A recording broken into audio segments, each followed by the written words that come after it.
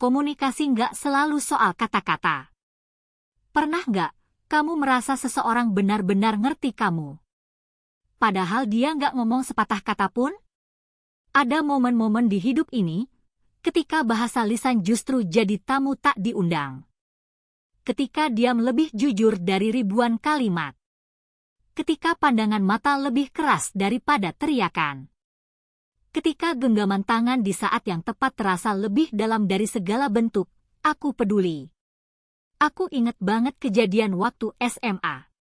Sore itu, aku baru aja dapat kabar kalau ayah temanku, seorang sahabat dekat sejak kelas 10, meninggal dunia. Jarak dari rumahku ke rumahnya nggak jauh, cuma sekitar 10 menit naik motor. Aku bawa sejuta kalimat di kepala. Aku mikir, harus bilang apa? Harus gimana supaya nggak salah ucap? Harus gimana supaya kehadiranku nggak malah bikin tambah berat? Tapi saat akhirnya ketemu dia, semua kata-kata itu hilang. Tapi perjalanan itu terasa seperti seabad. Dia duduk di sudut ruang tamu.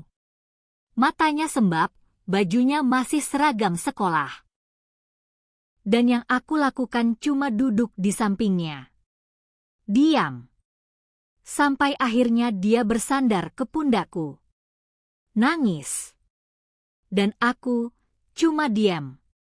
Tapi rasanya aku ngerti semua yang dia rasain, dan dia ngerti aku ada di sana sepenuhnya. Hari itu aku belajar sesuatu. Kadang, kehadiran yang tulus lebih nyaring dari sekadar kata-kata. Komunikasi itu lebih dari sekadar bicara.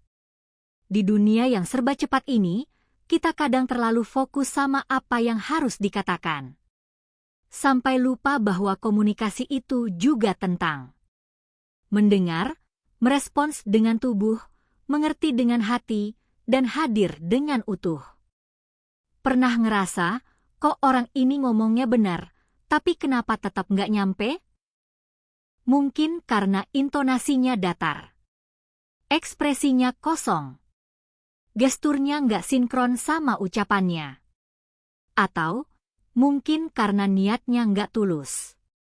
Sebaliknya, ada orang yang nggak ngomong apa-apa, tapi kita langsung ngerasa aman. Ngerasa diterima. Ngerasa dimengerti. Padahal dia cuma duduk bareng. Atau ngebuatin kita teh manis hangat tanpa banyak tanya. Itulah komunikasi yang sebenarnya. Bukan sekadar kata, tapi rasa. Bahasa tubuh, tatapan mata, dan energi yang nggak terucap. Bahasa tubuh bisa bohong, tapi seringnya justru jadi jujur tanpa disadari. Kita bisa pura-pura senyum, tapi mata kita sering nggak bisa diajak kompromi. Kita bisa ngomong, aku oke kok, tapi tangan yang gemetar, kaki yang gelisah, atau nafas yang berat bisa nyeritain cerita lain. Komunikasi nonverbal ini penting banget, apalagi dalam hubungan yang dalam. Hubungan sahabat, pasangan, keluarga, bahkan rekan kerja. Kadang, yang dibutuhin bukan nasihat panjang lebar, tapi pelukan. Bukan solusi, tapi telinga yang gak buru-buru menilai. Bukan kalimat motivasi, tapi senyuman hangat yang bilang, aku di sini, kamu gak sendiri. Yuk, belajar mendengar lebih dalam, merasa lebih peka. Mungkin, dunia akan jauh lebih hangat kalau kita semua belajar bahwa komunikasi itu bukan lomba siapa yang paling banyak bicara, tapi siapa yang paling mampu menghadirkan diri secara utuh. Jadi, kapan terakhir kali kamu berkomunikasi tanpa kata-kata, dan itu justru jadi momen yang paling bermakna? Ceritain dong di kolom komentar.